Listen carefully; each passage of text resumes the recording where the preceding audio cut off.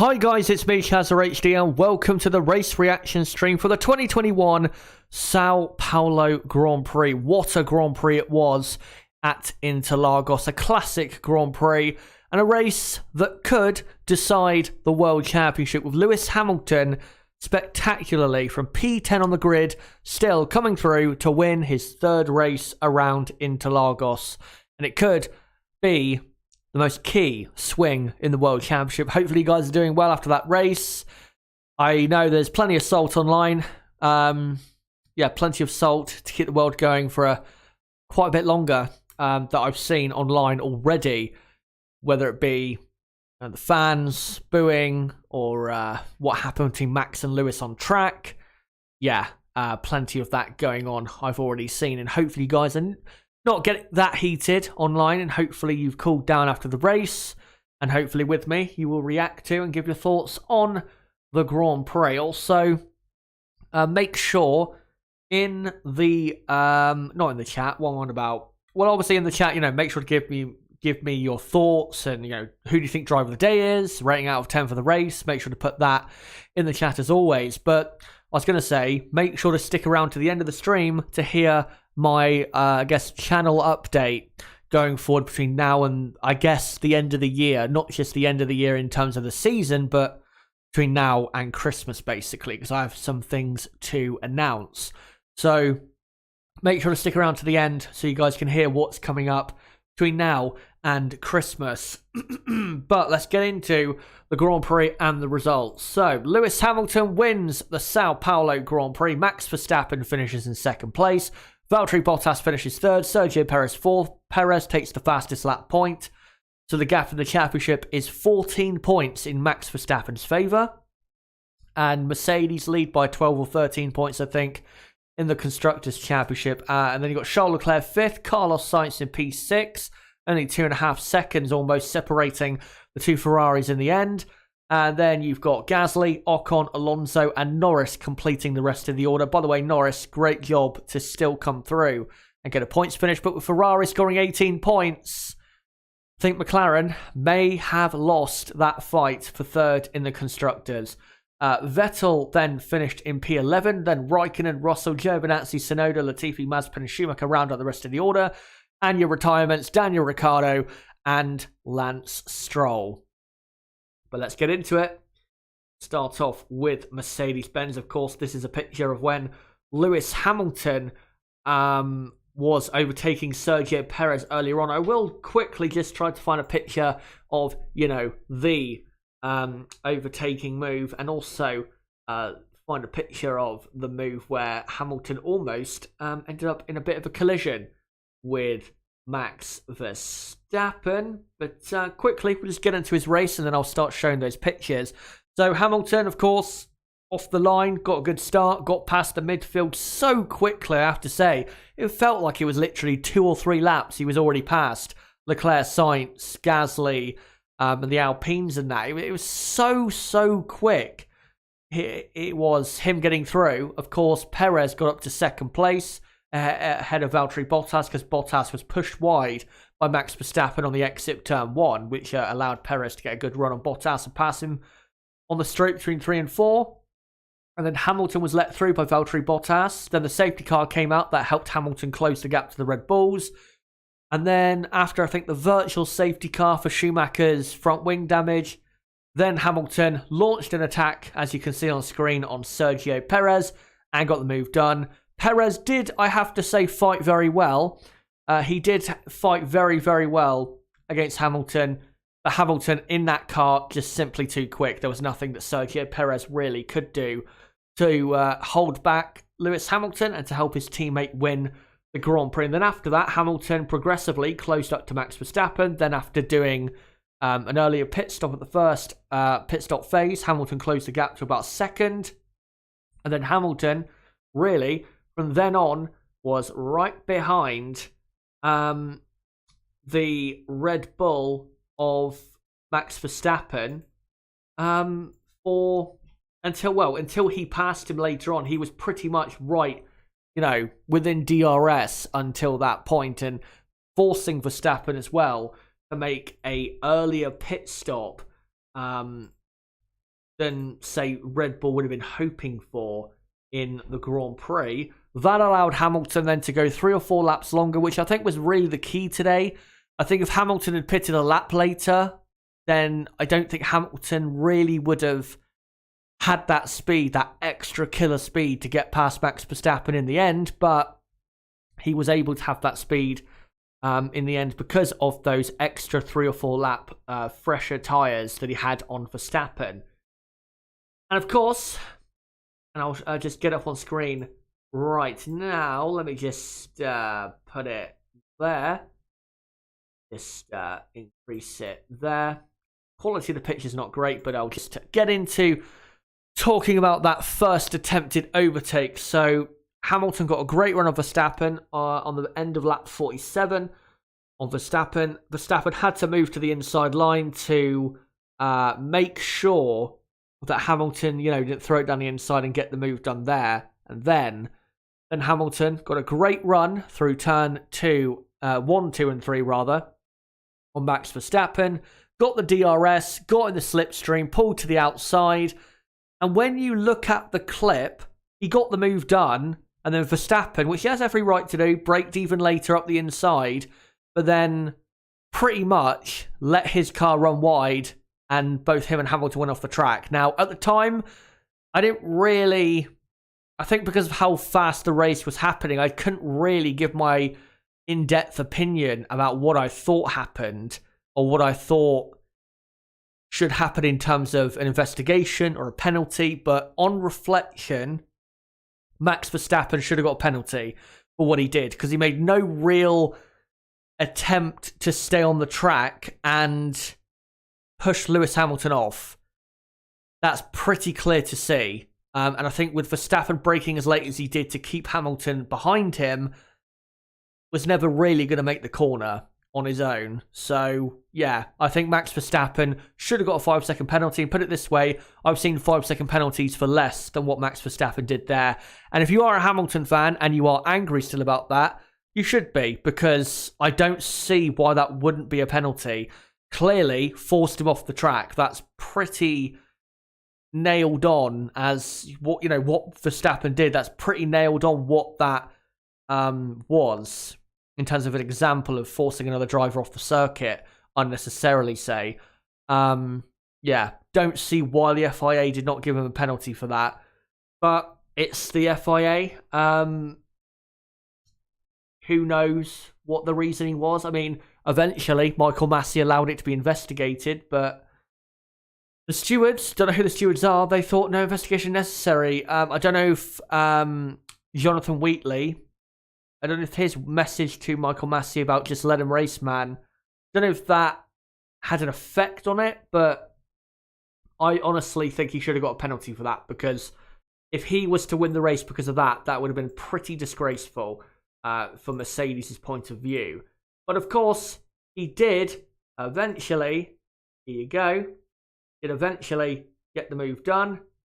And just simply, like I said, that extra 3 or 4 laps, I mean, look, like I said, the quality on this picture, not great.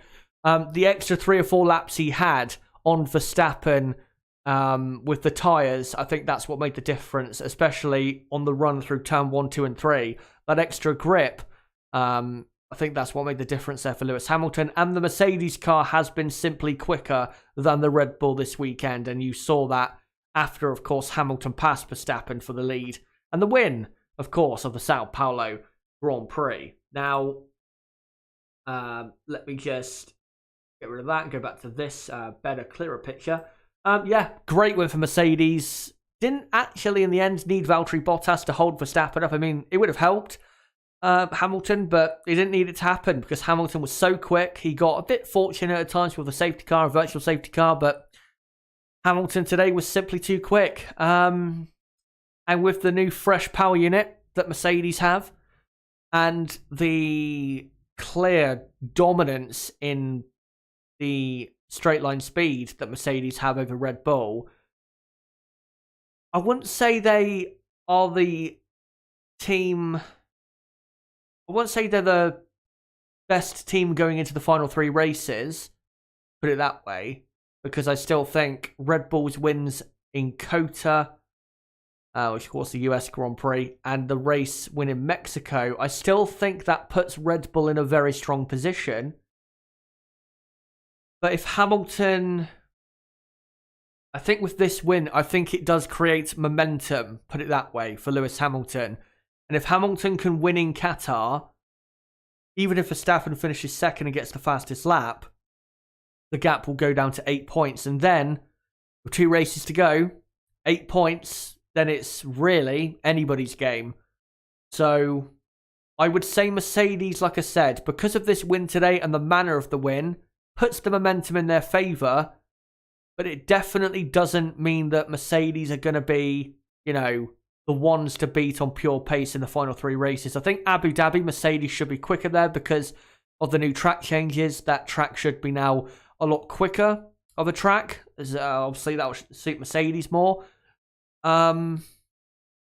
Saudi, I mean, the track layout, it should suit Mercedes more, but Nib has been saying to me that the track surface might actually play into Red Bull's hands a bit more, and then Qatar might play into Red Bull's hands slightly more than Mercedes, but of course we'll see if that is indeed the case in a week's time. But without a doubt, even if Red Bull are quicker in, say, qualifying in, say, Qatar or Saudi or even Abu Dhabi, Mercedes in those races will still be very competitive and will still be very, very close to Red Bull, even if Red Bull, Max Verstappen get the wins in those particular races. So Mercedes are in a very good position. Of course, they've extended their lead in the Constructors' Championship.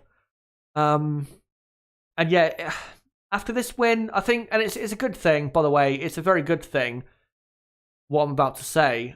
It's made the championship kind of it's put it in a position where we don't really know what's going to happen in the final 3 races.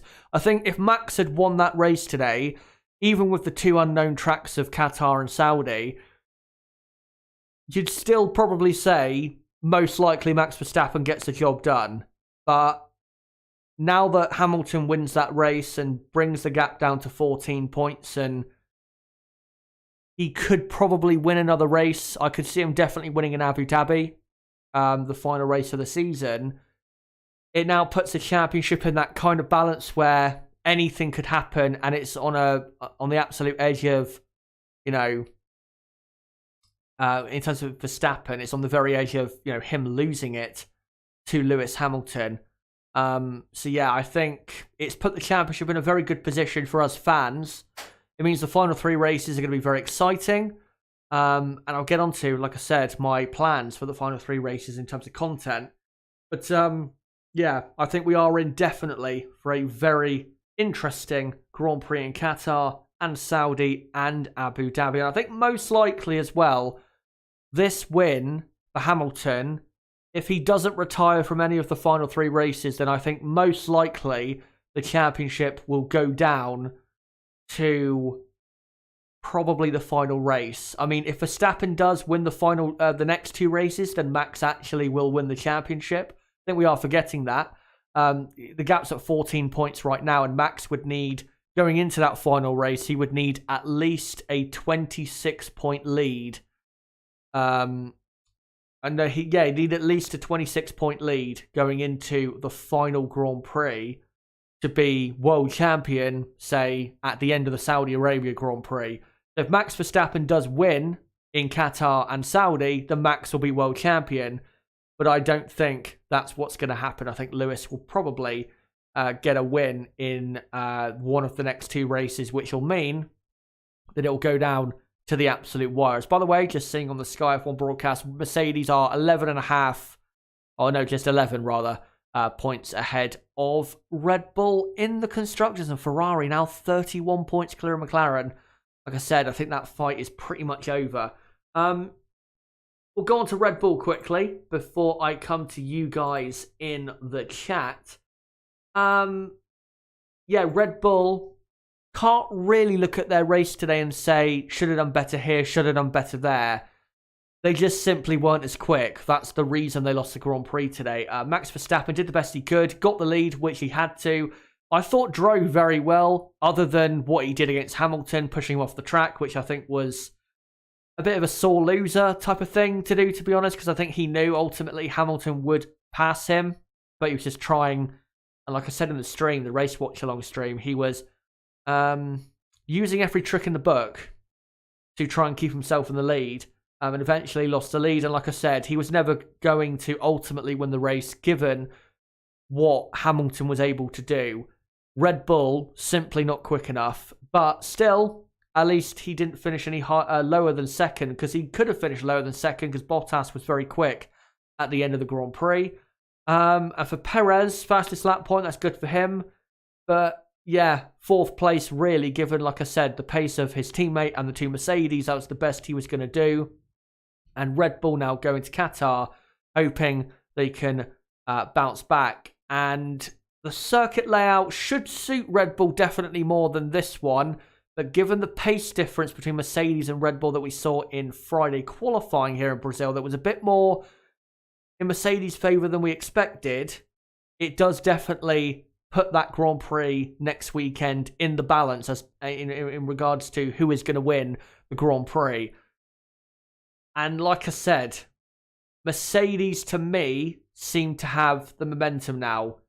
If they win in Qatar, then I could honestly see Mercedes winning the championship. I think if they keep this pace up to the end of the season, I think Mercedes probably just about win the Constructors' Championship. And in the Drivers' Championship, if Lewis Hamilton wins in Qatar, then I think he then could win the championship. He could. I still think Verstappen is definitely the favourite still to win the championship. 14 points is still a decent lead to have with 3 races to go. And even if Hamilton wins the race in Qatar, it would only go down to, 7 or 8 points. And if Max then was to win in Saudi, the gap would go back up to 14, 15 points. So not as though, next weekend decides the championship or anything. But to keep this momentum going, if Mercedes do win next weekend in Qatar, then I think that could be the vital swing on the championship that Mercedes need to win yet another championship. Now, before I get onto the midfield, I'm just going to quickly come to you guys in the live chat. We'll see what you guys have to say, but I just want to hear as well, what are your guys' drivers of the day? I want to know what you guys think about that. For me, it is only one man, but if you have a different driver of the day nomination that you want to throw in there, then make sure to do it. And also let me know what you thought of the race in terms of entertainment. What was your rating out of 10 for the race, is what I'm trying to say. For me, it was a 7.5. For Niv, it was at 8. So pretty high. And we'll see what you guys have to say in the chat. Just want to say for anyone new watching, don't forget to subscribe for more content like this. Bottom right on the screen, you can sub right there or go to my channel page. And whilst you're there, hit the notifications bell. And as well, smash the like button and share this video and channel everywhere you can.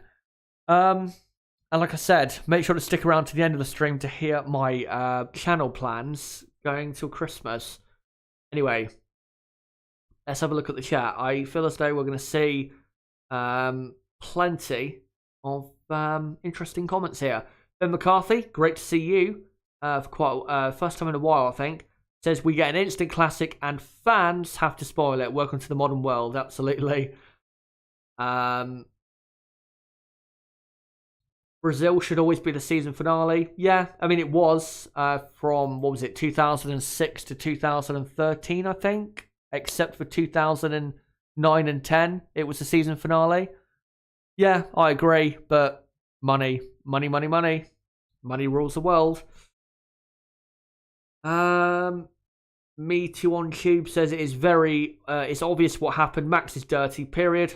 His comment's not mine. I mean, yeah, I agree. What Max did was wrong, but I'm not going to, I'm not going to go too deep down that avenue. You know what avenue I'm talking about. Noel says one of the greatest victories of all time. Yeah, maybe not of all time, period, when it comes to Formula One. But Lewis Hamilton, though, yeah, it's definitely one of his best wins of all time. There is no doubt about it. McLaren F1 Race says Lewis won that on merit. Yep, he did. Clearly the quickest. Best race of the season, says Blue Flag Alpha. I wouldn't agree with that, but it was definitely the probably top 4 or 5. Of course, we'll be reviewing the season in about a month's time, so we'll get into that. And amazing to think how quickly the season's gone, but we're less than a month away from the end of the season. Final race is 12th of December, and of course it's the 14th of November today, so wow, it does go quick. Ken Waller says, Max Verstappen is a spoiled child. What a dirty driver he is. Like I said, I'm not going to go too far down that avenue, but yeah, what he did was naughty. You're not allowed to do that. I mean, if you did that in a league race, you'd be arguing in chat for hours. I've had experience of that, and yeah, that what he did was not allowed at all. When you're in that position on the inside there, if he, say, had made the apex and Hamilton had gone off the track, then that probably would have been because Hamilton was carrying too much speed around the outside. But with Hamilton, you could see Hamilton was definitely making the corner around the outside. Verstappen simply outbraked himself and just ran himself and Lewis Hamilton wide. And I think the reason they didn't give him a penalty, the only reason I can see is that Max went off as well. I think if Max had stayed on the track and Lewis went off, I think maybe then they would have thought, yeah, we need to penalise him. But I still think he should have been penalised. But thankfully, he didn't need to be, because Hamilton got what he deserved, which was victory in Brazil. Crystal Racing says, Kimi will be happy with Lewis's win, knowing that it makes less likely people will pay attention to farewell at Abu Dhabi. Yeah, that's most probable. Crystal Racing says, that incident between Max and Lewis was a racing incident, nothing more, nothing less. I disagree.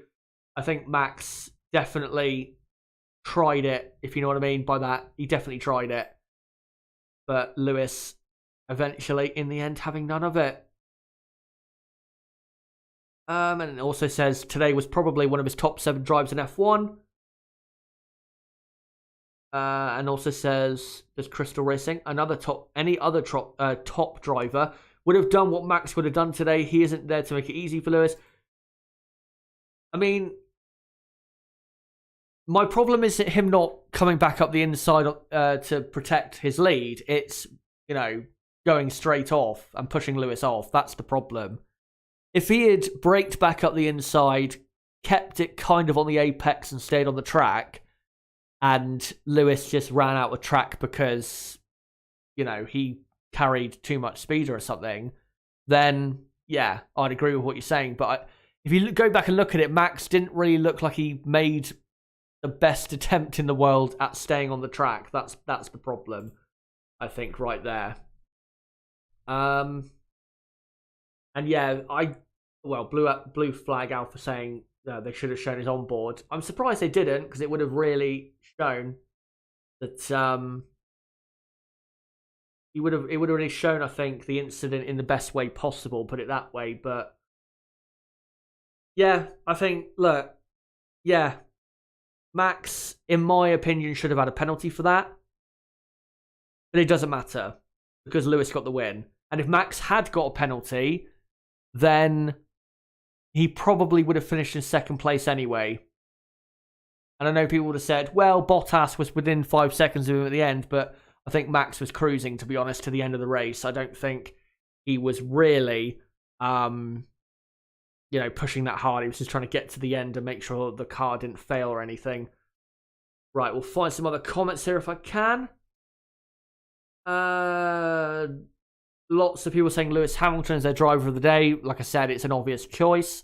Ratings out of 10 for the race. Also, Crystal Racing, he goes for Gasly for driver of the day. He did drive well, Gasly. Very important result as well for AlphaTauri. Lots of 8s and 9s for ratings out of 10 for this race. Anyone new joining, make sure to put in the comments what you thought of the race in terms of what do you rate this race out of 10.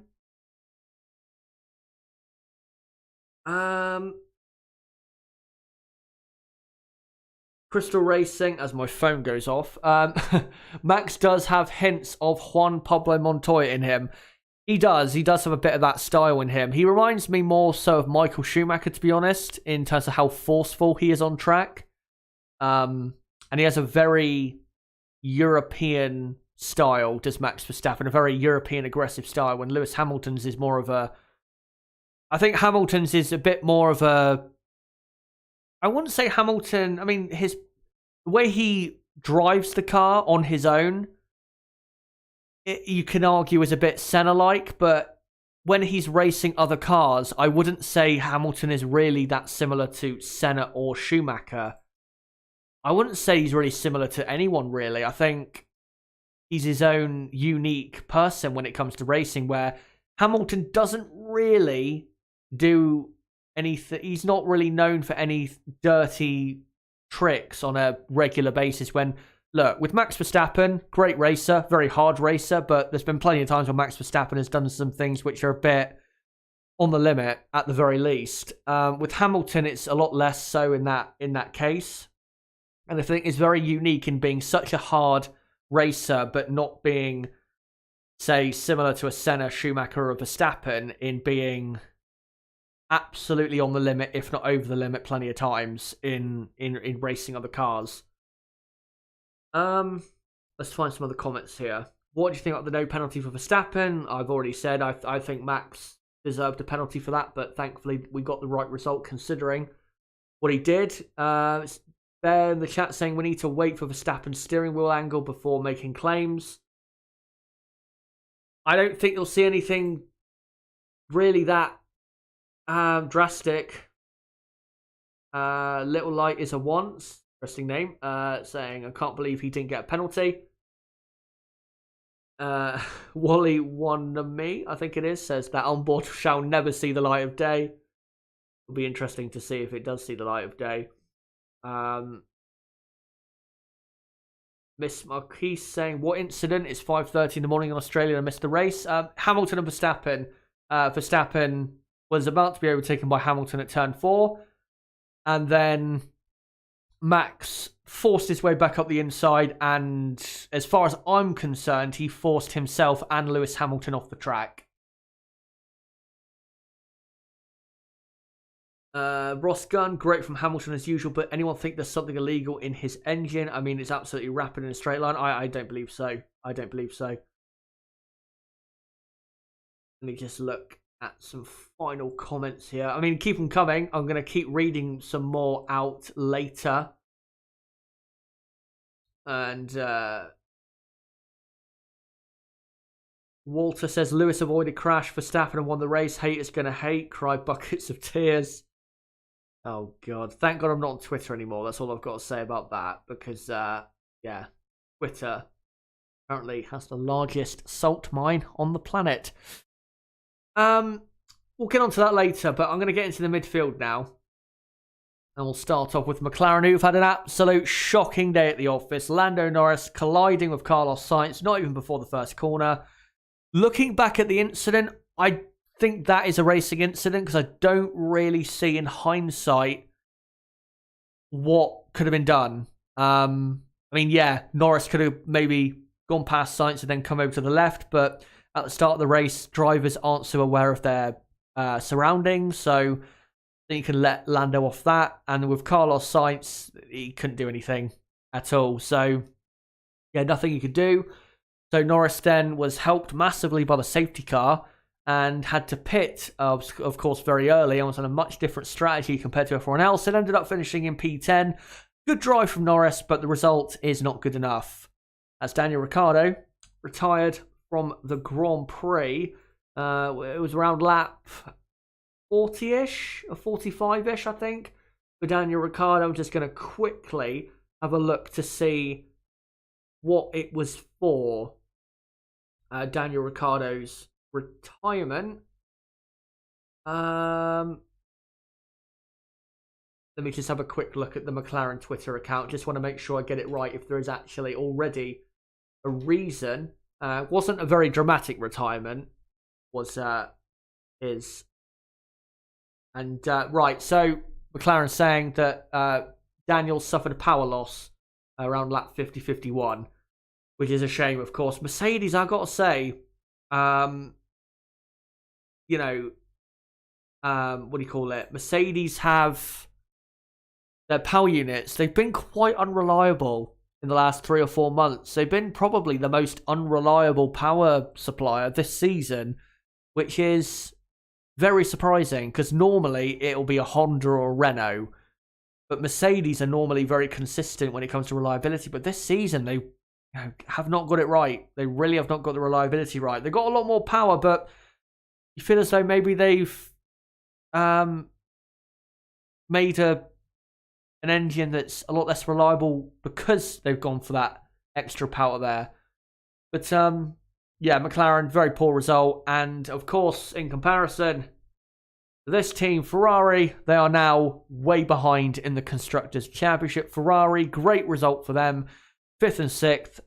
Not really that much to mention about the race. They just simply got into those positions and did their race and finished in 5th and 6th.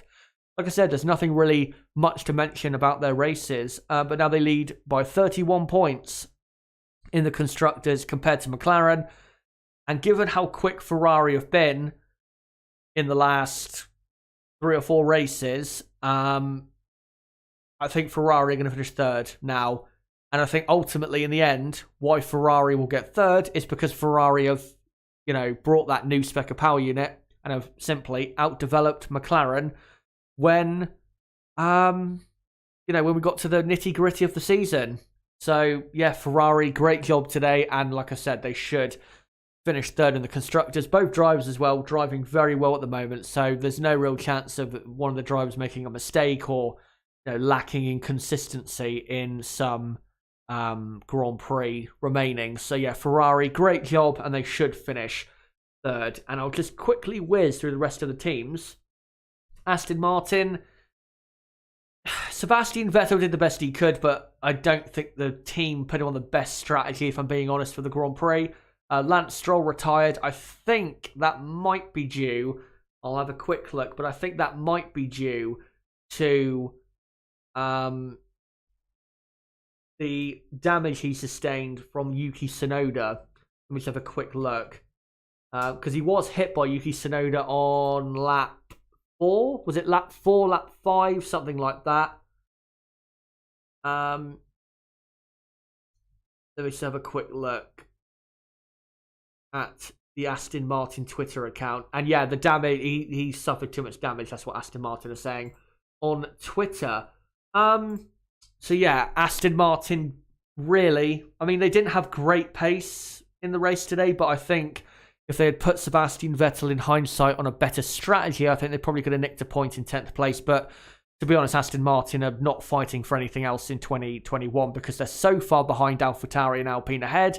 And of course, they are massively ahead of the teams behind. So Aston Martin heading for 7th in the Constructors, which is a massive disappointment. AlphaTauri, great result for them today. And Pierre Gasly, definitely one of the best drivers today. Had a disappointing sprint race. And in the race today, was consistently quick. And when it mattered most, in the last 10-15 laps, when the 2 Alpines and the Alpine team really said, look, if you want to beat us and you want to beat us in the Constructors' Championship, you're going to have to overtake us both. And he did. Got past Ocon with a great battle through turn 1, 2, 3, and of course the straight between 3 and 4, and into turn 4 as well. Great move on Ocon, and then he got the job done on Fernando Alonso as well on the run down to turn 4. Great drive from Pierre Gasly, as we see plenty of times. And that means that AlphaTauri and Alpine remain level in the Constructors, where if the 2 Alpines had stayed ahead, Alpine would have took a what would it have been? Like an 8-point lead over AlphaTauri. So good drive from Pierre Gasly. Yuki Tsunoda, I've got to say, his move on Stroll was absolutely dumb as fuck.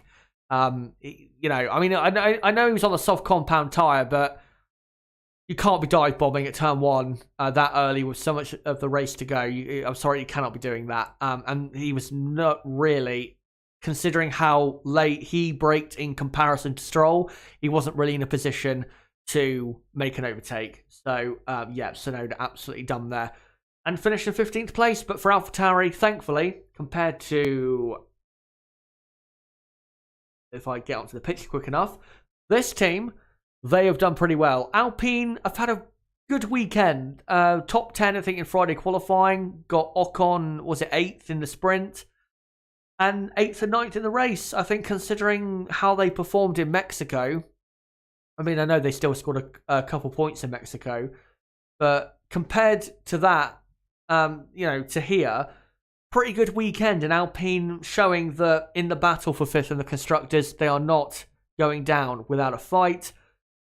I think, really, they did the best they could. Ocon was pretty quick today. They put Alonso as well on a pretty good strategy. He was on a one-stop in today's Grand Prix. He was one of the last people to pit before, his final pit stop. I think he pitted around lap 35 or something in the Grand Prix. Did half distance on mediums, which I have to say his pace as well was pretty good on those tyres. And like I said, he did the best he could, got into 8th place. I think Alonso as well deserves a mention for a very good drive.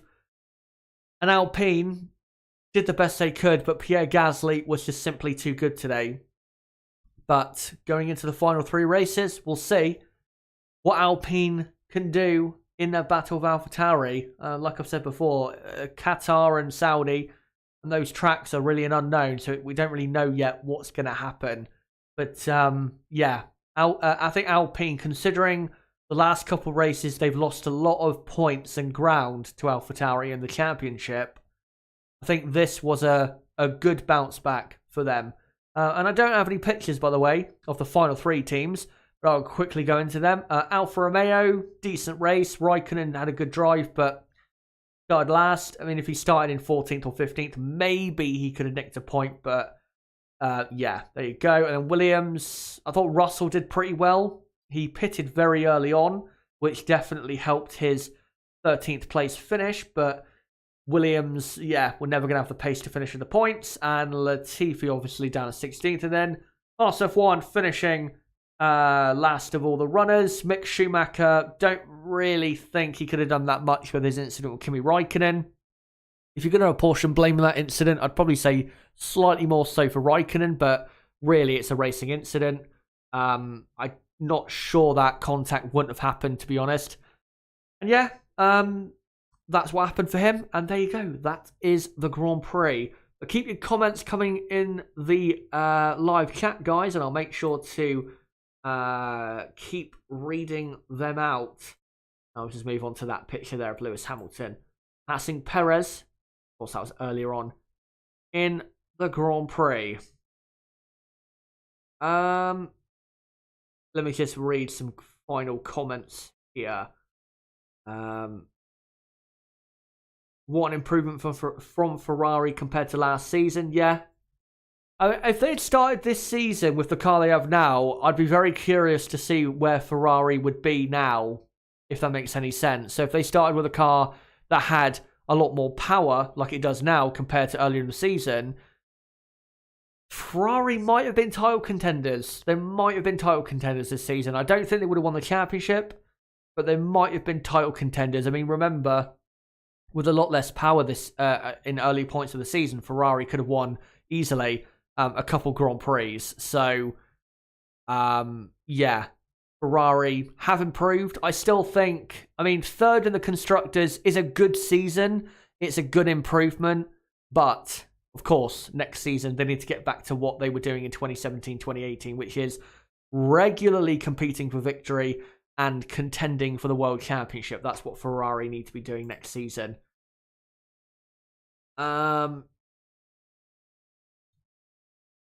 Sabazane, I think it is, says, I think having broken every record in F1, having seven world championships, always in the podium, is not enough to worry about Max. The thing is, even Max is working not get beaten by Lewis. So what does that tell you? Gasly with a pair of sublime moves on Ocon and Alonso. Yeah, was very, very good. Christy says, Max pushing Lewis, was it fair? Did he open the steering? What do you think? Like I said, I think he opened the steering.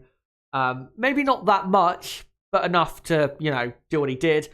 And I think probably most of it was just Max braking way too late for the corner. And remember, he was on the inside of the corner, and that is the dirtier line going into turn 4. So that probably did contribute as well. How is that Bottas' car is not as fast as Hamilton's? Because Lewis Hamilton is a 7-time world champion. Tsunoda needs to get his confidence back after after the heat he got in Mexico. And just in my opinion, I think Horner's criticism was probably a bit too harsh, but I do think Tsunoda should have been criticised for what he did because it was a bit dumb. But yeah, I think was probably criticised a bit too much, but yeah, I wouldn't be surprised if that has had an effect going forward. Serragara says, very good day for Alpine, but no good, very bad day for a certain green team, absolutely. Latifi got in the way of Max exiting the pit lane. He did. I thought it was going to be very similar to Kubica a couple of years ago. Thankfully, it didn't play that key role that it did back then. Can stewards reopen investigation if new evidence is presented? I just seen a clip on Sky F1 where there's a Mercedes delegate in the steward's office, or in the steward's building. I mean, if they get Max a 5-second penalty, yeah, he'll drop to third, but they still won the race. So,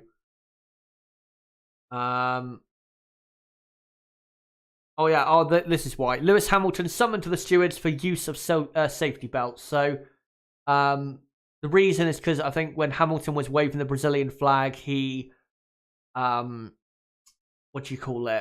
was waving around the Brazilian flag, like I said, and he undid his belts, I think, on the slowdown lap. I don't think he'll get a penalty for that. If he got a penalty for that, then I think that would probably be a bit too harsh. I mean, yeah, he shouldn't do that, and he'll probably should get a fine, to be honest, but I don't think it should be a punishment for his race result because it has nothing to do with, why he finished where he finished. Where do you see Gasly in 3 years? Oh, that's hard to say. If you asked me this time next year, I'd probably give a better answer, to be honest, because obviously we don't know how quick the cars are going to be next year in regards to who is going to be the quickest, who is going to be the slowest, and all of that. But if it was to continue like it is now, then I'd probably say AlphaTauri, Red Bull, or Alpine. Those are the only 3 teams I can see, really.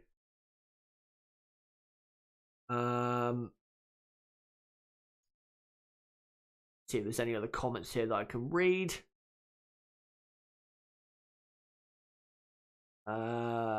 Serragara saying Ferrari has the best driver lineup and an improving strategy team. Yeah, strategy's improving, but I think a lot of that is to do with the Ferrari aren't under as much pressure as they were a couple of years ago. I would be interested to see whether if Ferrari this season, for example, if they were consistently fighting for victory, whether Ferrari would make as many mistakes or make mistakes consistently on strategy as they did in 2019. So, yeah, it's hard to say because they're obviously not under as much pressure with strategy there as they would be. Who will replace Lewis when he retires, asks Crystal Racing. Well, I think his replacement is already joining the team in 2022, to be honest. But after he retires, it's hard to say because when is Lewis Hamilton going to retire? That's the question you need to ask. It won't be at the end of next season. It's not going to be the end of this season. I mean, he's already signed a contract, and I don't think he's going to do a Rosberg and retire if he wins the 8th World Championship. I think Hamilton's the type of guy, he wants to not just set and break the records, he wants to set a new benchmark. Wouldn't be surprised if Hamilton is aiming for 10 World Championships, which is absolutely possible if Mercedes keep up being the great team that they are. So it depends firstly on when he retires. If it's, say, 2024, 2025, then it's going to be what? Maybe in Lando Norris or probably not Max Verstappen. After what we've seen this season with the animosity between the two teams, I'm not sure it will be Max Verstappen and Mercedes. yeah, maybe a Lando Norris if he continues improving and continues being how great he's been.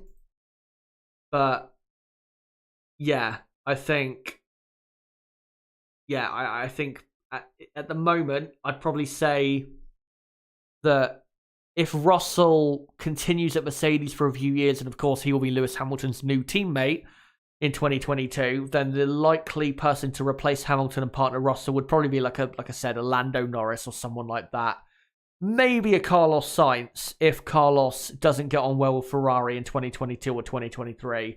But I'd say most likely Lando Norris. But guys, I think I'll probably come to the end of the stream. But before I go, make sure to stick around just for a few more minutes.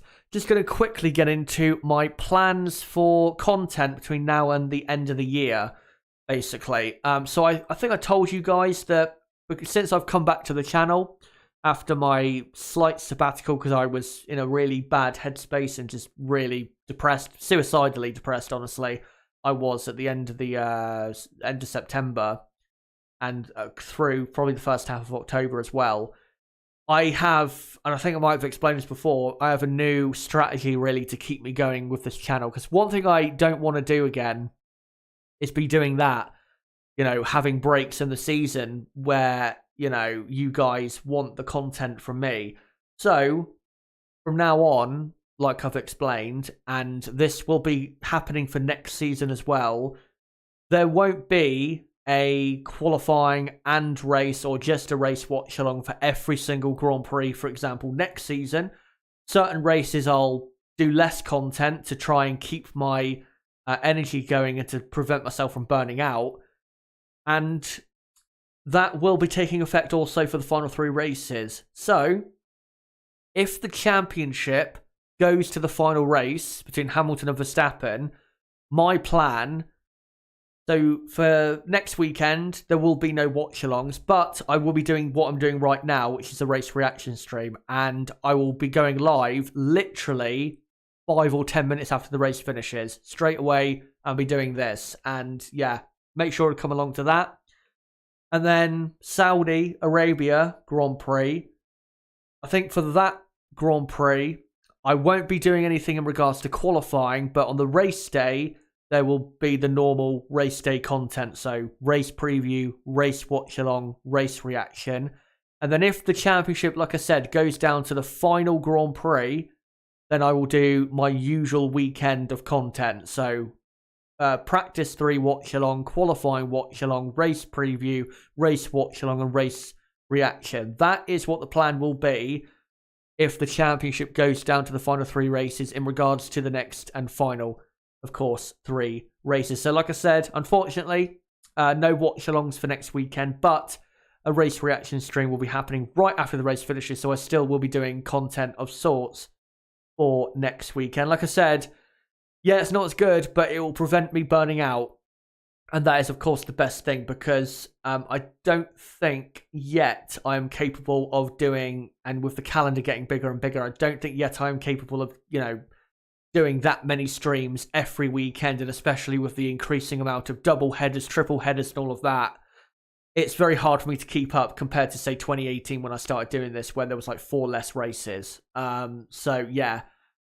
I think that's the best strategy going forward. And also, probably starting next week or the week after, I'm going to start working on a couple of recorded videos that I hope will come out between the final race on the 12th of December and Christmas Day. I'm not going to tell you what those videos are right now, but I will be working on them over the next 2-3 weeks, and hopefully we'll get them basically finished before the season actually finishes, so then I can just upload them you know, straight away, and then get to work on the content coming out between the new year and the start of pre-season testing. And also, there will be a season review stream probably the weekend after the Abu Dhabi Grand Prix, so like the 18th of December or 19th of December, something like that.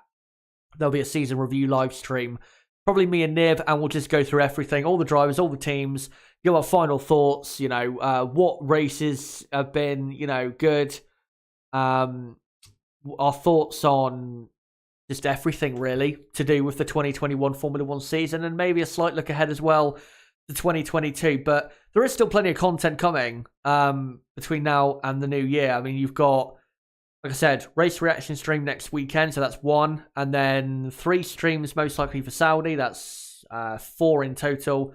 And then if the championship does go down to Abu Dhabi, then that's 9, and then 2 recorded videos, that's 11, and then a season review stream. So there should be, if, like I said, the championship goes to down to the final race, there should still be 12 more pieces of content on the channel between now and New Year.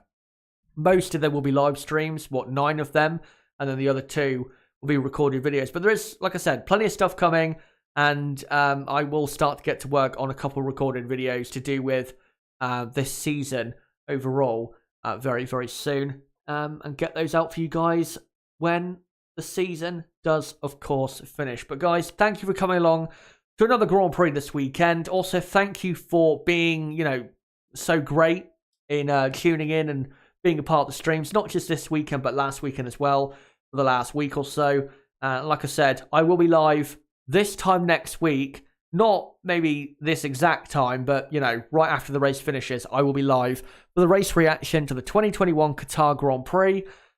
And then after that, I'll be back for watch-alongs for Saudi and hopefully Abu Dhabi as well, if the championship does indeed go down to the absolute wire. But if you are new to the channel, then don't forget to subscribe and hit the notifications bell for that content coming up between now and New Year's. And as well, smash the like button, share this video and channel every way you can. It does help me out a lot in terms of growing the channel. And as well, don't forget to join my Discord server, link below in the description. That really does help increase the fan base, and as well, it is a great place if you want to discuss motorsport in general, not just Formula 1. It is a great place to have discussions, is that Discord server. But guys, thank you for the Sao Paulo Grand Prix weekend, and until my race reaction stream for the 2021 Qatar Grand Prix this time next week, it has been me, Chazza HD. Goodbye.